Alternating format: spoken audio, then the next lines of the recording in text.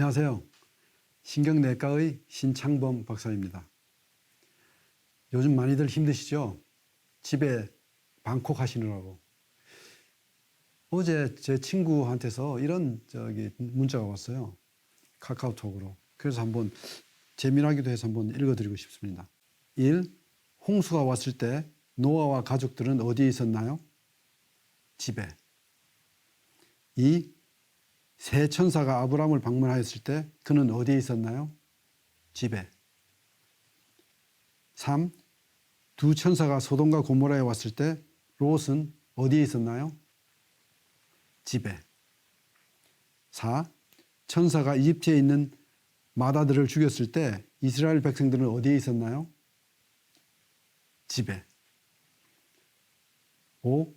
예수의 제자들이 성령을 받았을 때 어디에 있었나요? 집에. 아나니아가 바울을 보러 왔을 때 바울은 어디에 있었나요? 집에. 우리는 코로나 바이러스로 어디에 있나요? 역시 집에 있죠. 여러분 힘드시더라도 집에 잘 계시면서 조심조심 합시다요.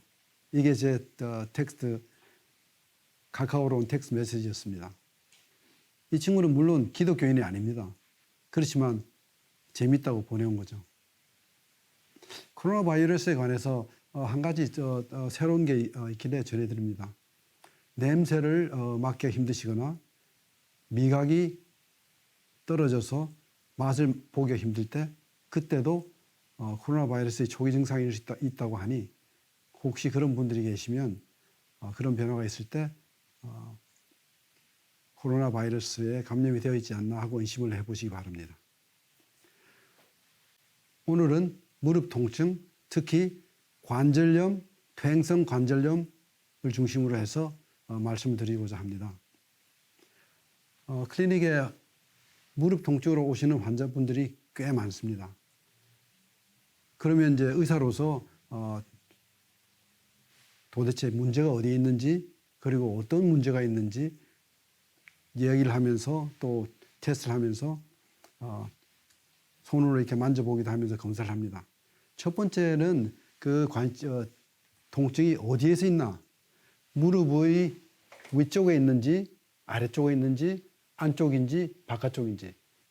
여기 다리는 여기가 안쪽이고요. 여기가 바깥쪽이고 앞에서 본 부분입니다.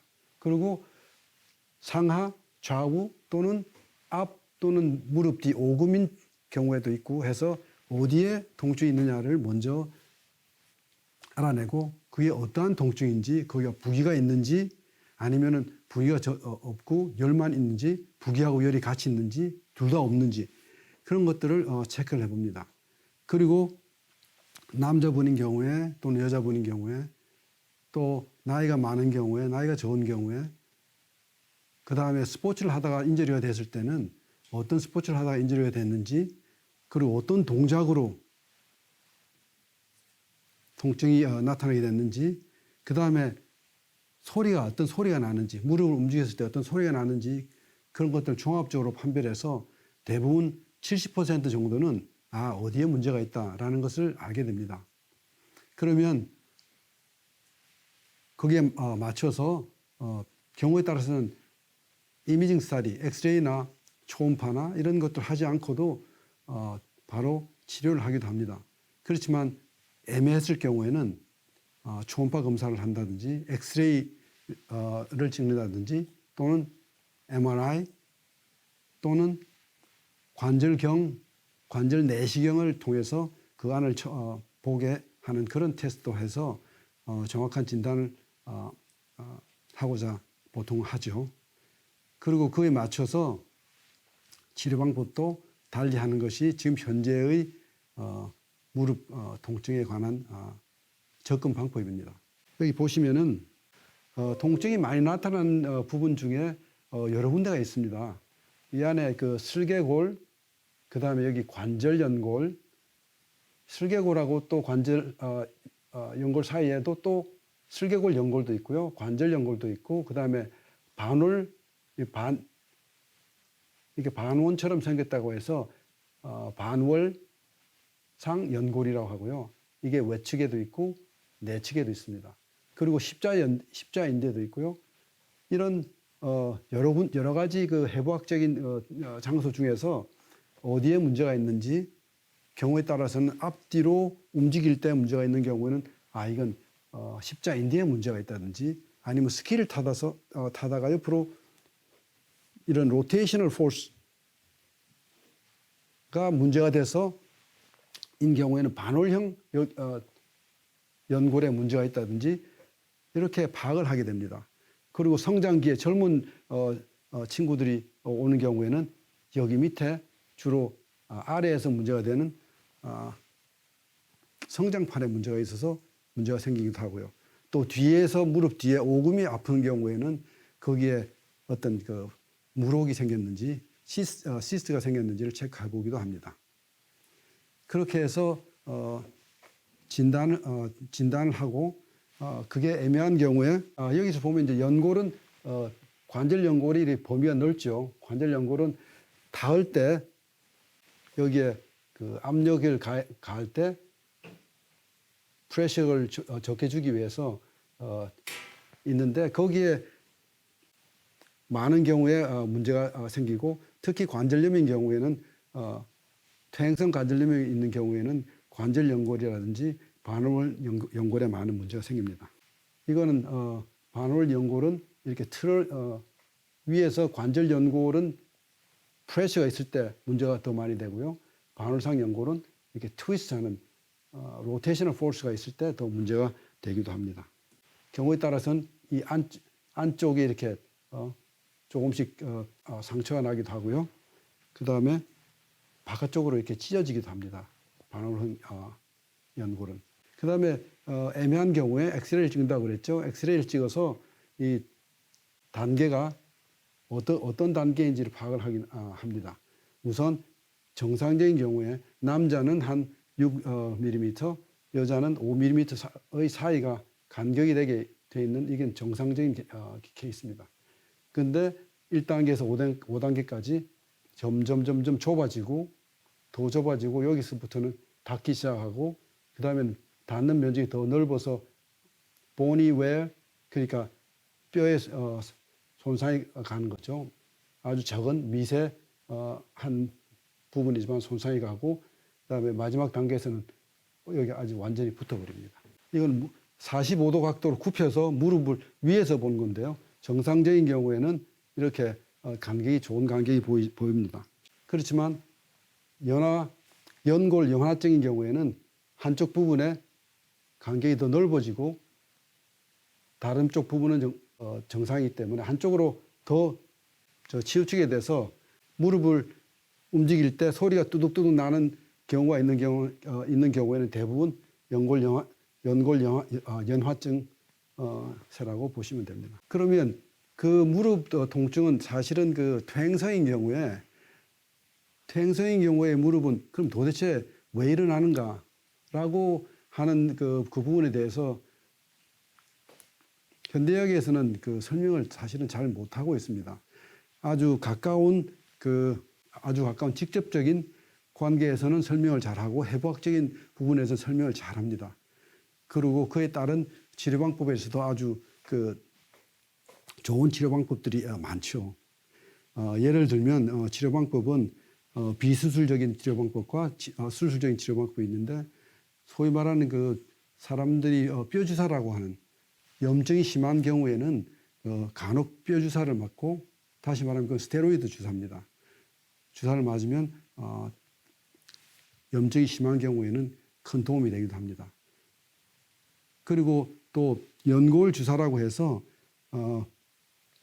거기에는 윤활유를 집어넣는 하이로닉 애시드라고 불리는 윤활유를 집어넣어서 치료를 하는 3번 정도 치료를 하고 또 6개월 후에 또 한 번 더 치료를 하는 그런 치료 방법도 있습니다. 그리고 재활치료라든지 물리치료라든지 운동치료라든지 이렇게 비수술적인 방법을 하고요. 그 다음에 그것이 잘 안 됐을 경우에는 현대의학에서는 수술적인 치료를 합니다. 수술 치료는 관절경으로 집어넣어서 손상이 된 부분을 고치기도 하고 그 다음에 잘라내기도 하고 그것이 또 안 되는 경우에는 또 다른 방법을 통해서 여러 가지 수술 테크닉이 있습니다. 그러다가 근본적으로 더 이상 할 것이 없는 경우에는 연골을 대체하는 연골 이식 수술을 하기도 합니다. knee replacement surgery가 되겠죠. 그렇지만 knee replacement surgery인 경우에도 수명이 10년, 요즘은 좀 더 길어졌다고 합니다. 15년 내지 또 20년까지 이야기를 하는 사람도 있습니다만은 그 수술에 대한 위험도 있고요. 그 다음에 수명이 또 제한이 되어 있기 때문에 가급적이면 그 수술을 늦게 하라고 권하죠. 그리고 두 번째 수술할 때는 그 회복되는 확률이 훨씬 더 적기 때문에 힘든 수술이 됩니다. 그럼 종부 테라피에서는 이걸 어떻게 접근을 하는지 한번 제가 말씀을 드리겠습니다. 종부 테라피에서는 여기 보시는 것처럼 여기 대요근, 소요근, 또 장골근 이 세 가지를 다 합쳐서 장요근이라고 합니다. 일리오소우스 머슬 장요근을 하는데 그 부분이 여기에 와서 대퇴골이죠. 대퇴골에 와서 붙어 있습니다. 그리고 또 많은 근육들이 여기 대퇴골과 그 다음에 무릎 밑으로 있는 경골에 와서 붙어 있습니다. 이렇게 되어 있기 때문에 여기서 보시면은 대요근, 장골근 합쳐서 또 소요근, 장골근 합쳐서 그 장요근이라고 한다고 그랬죠. 그 다음에 여기에 있는 그 근육들도 많은 근육들이 붙어서 여기서 대퇴골을 당기는 구실을 합니다.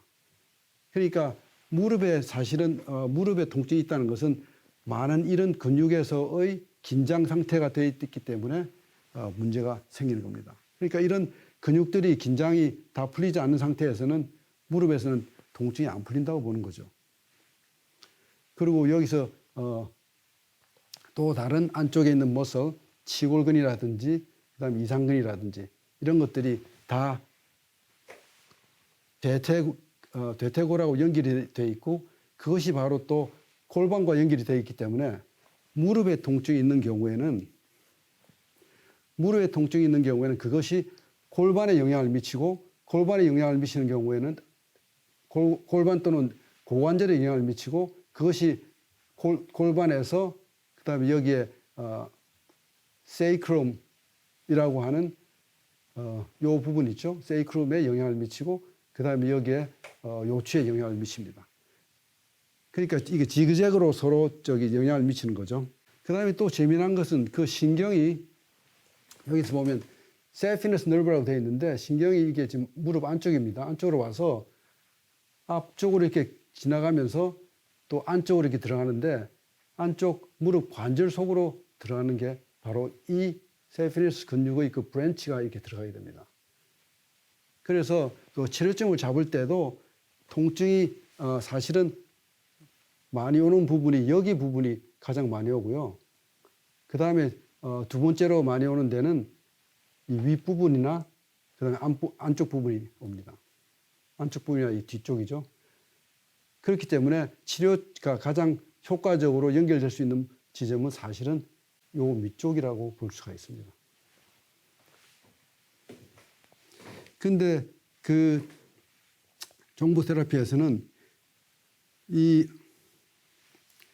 무릎의 통증이 특히 퇴행성 관절염은 자세, 특히 뭐 반일을 한다든지 아니면은 걷는 자세가 좋지 않다든지 아니면은 또 어깨의 문제도 또 관련이 됩니다. 어깨가 이렇게 웅크러져 있을 때 사실은 힘이 들면 여기 쇄골이 있죠, 쇄골. 쇄골이 만나게 되면 여기 움푹 들어간 부분에 또 긴장이 옵니다. 거기 또 누르면 아프기도 하고요. 근데 사실은 그 부분은 종부 테라피에서는 그 부분과 요추의 끝부분하고 그 다음에 치골하고 다 연결이 되어 있다고 봅니다. 다 끝부분이라고 보는 거죠. 그래서 그 위에 어깨의 자세도 무릎에 영향을 미칠 수가 있습니다.